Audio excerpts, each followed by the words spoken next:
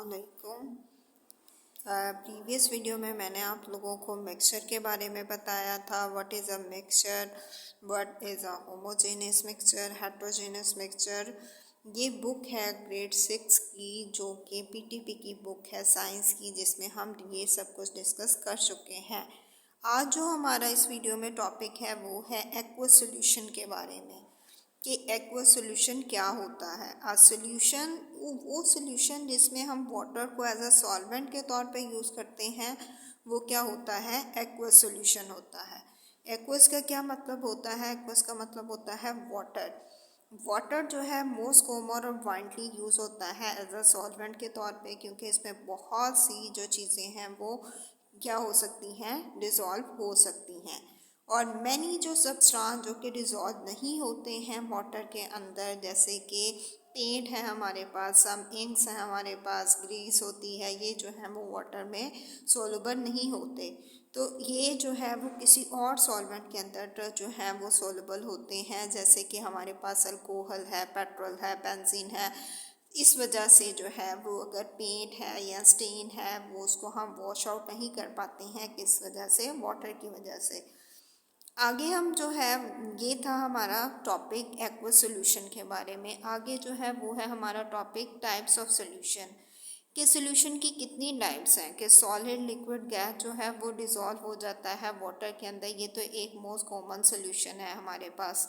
लेकिन many other solution में क्या होता है कि सॉलिड सॉलिड में डिज़ोल्व होता है, लिक्विड लिक्विड के अंदर डिज़ोल्व होता है, तो एक सॉल्यूशन बन जाता है। गैस गैस में डिज़ोल्व होती है तो वो एक सॉल्यूशन बन जाता है।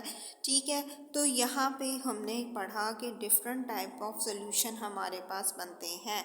सॉलिड है, लिक्विड है, सॉलिड और लिक्विड एक दूसरे के साथ, जिसमें हमारे पास एग्जांपल है सॉल्ट सॉल्यूशन की, जिसमें सॉल्ट जो है वो डिज़ोल्व होता है वाटर के अंदर। उसके बाद हमारे पास लिक्विड और लिक्विड की है, गैस और गैस की है, सॉलिड और सॉलिड की है, जिसमें हमारे पास डिफरेंट एग्जांपल्स आ जाती हैं, जैसे कि ब्रास जो है, जिंक डिज़ोल्व इन कॉपर, और तो ब्रास बनता है ब्रो। ये हमारे पास क्या है, डिफरेंट एग्जांपल्स हैं।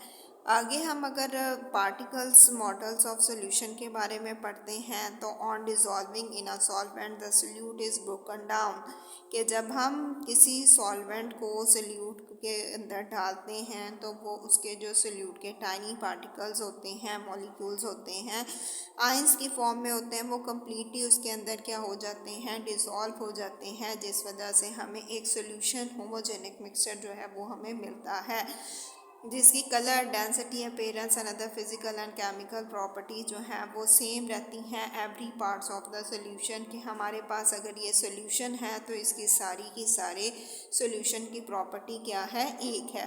अगर हम इसको किसी भी लाइट के ज़रिए देखते हैं तो लाइट जो है वो इसके अंदर से कम्प्लीटली तौर पे पास आउट हो रही है, और हम देख सकते हैं तो इसमें कोई भी टाइनी पार्टिकल्स हमें नज़र में नहीं आता है।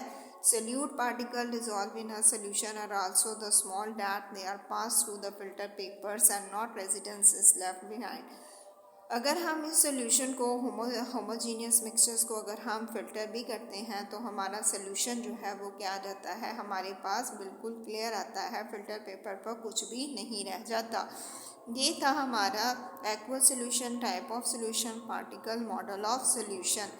स्ट्रेंथ और कंसंट्रेशन ऑफ सोल्यूशन, स्ट्रेंथ और कंसंट्रेशन ऑफ अ सोल्यूशन जो डिपेंड करती है वो upon the quantity of solute, कि हमारे पास जो क्वांटिटी है सोल्यूट की वो कितनी डिज़ोल्व हुई है इस सोल्यूशन के अंदर, उसी से हम उस सोल्यूशन की स्ट्रेंथ और कंसंट्रेशन को क्या करते हैं, मेजर करते हैं।